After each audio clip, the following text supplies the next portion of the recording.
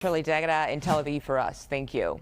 And over at the White House, President Trump is sending a new message to NATO allies. Take a look at what he posted on social media. It reads, "Without the U.S., NATO is a paper tiger." He accused NATO countries of not wanting to join the fight to stop Iran or help open up the Strait of Hormuz, while also complaining about high oil prices. He even called them cowards, and he ended that long post you see there saying, "We will remember." Live outside the White House is CBS News chief White House correspondent Nancy Cordes. Good to see you, Nancy. So are NATO allies showing any signs that they are actually ready to help police the Strait of Hormuz?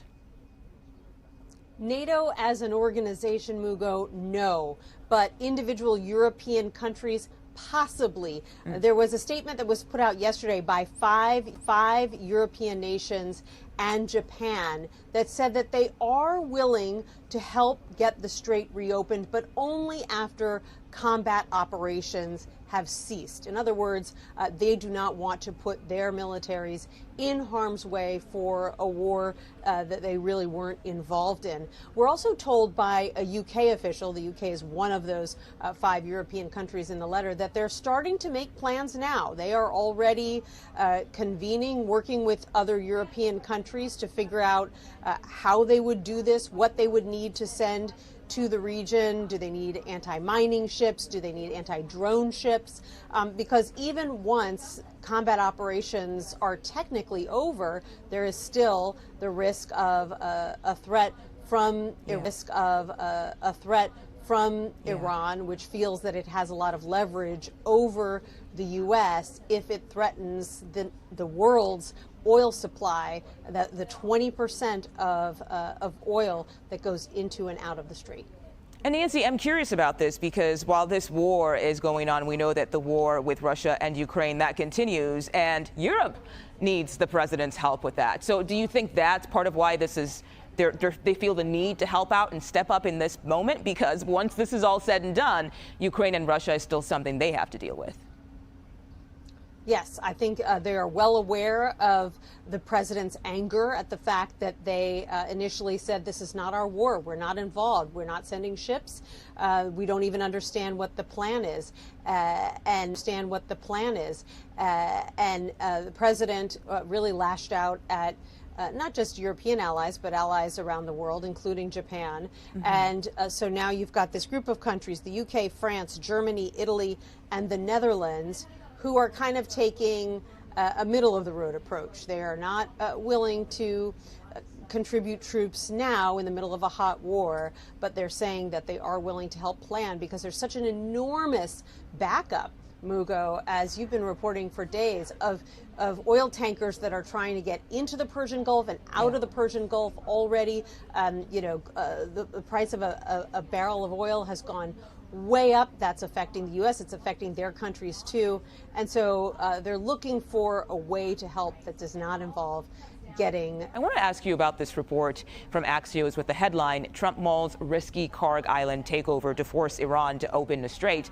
The White House is responding to that. What are they saying?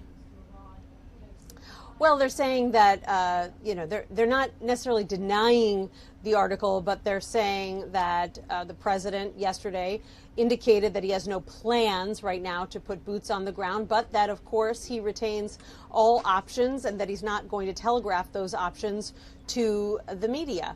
The reason that they are eyeing a potential operation on Karg Island is because that's really the key to Iran's not just oil production, but oil shipping. All of their shipping takes place, leaving Karg Island in the Persian. Is that if the U.S. were to take over Karg Island, that would be such a threat to Iran's oil shipping, would basically shut it down overnight, that it would then prompt Iran to relent from its threat to target oil tankers from all over the world from going into and out of the strait. So that's the calculus that is being debated here at the White House and at the Pentagon right now. Yeah, Nancy, I'm not sure there's more to this, but we know Japan's prime minister met with President Trump yesterday at the White House, and we saw that awkward moment where he mentioned Pearl Harbor and the attack. I'm curious as to whether or not anything new came out of that meeting yesterday. We saw the White House. No. Go ahead. Yeah, it was. I mean, it was certainly an awkward moment and Yeah. a painful piece of U.S.-Japan history. Obviously, the U.S. and Japan have buried that particular hatchet, have been strong allies for decades. And so sort of some startled laughter in the Oval Office when the president said that, he was asked by a Japanese-American reporter, why didn't you give countries like Japan a heads up before you attacked Iran? If you want their help now, why didn't you kind of read them in beforehand? And the president said, well, the Japanese of all people know about surprise. Why didn't you tell me about Right. Pearl Harbor? Yeah. And so, there was kind of like some gasps, a groan. The Japanese prime minister herself looked a little startled, but didn't respond in any way. Okay. Nancy Cordes outside the White House for us today. Thank you so much for your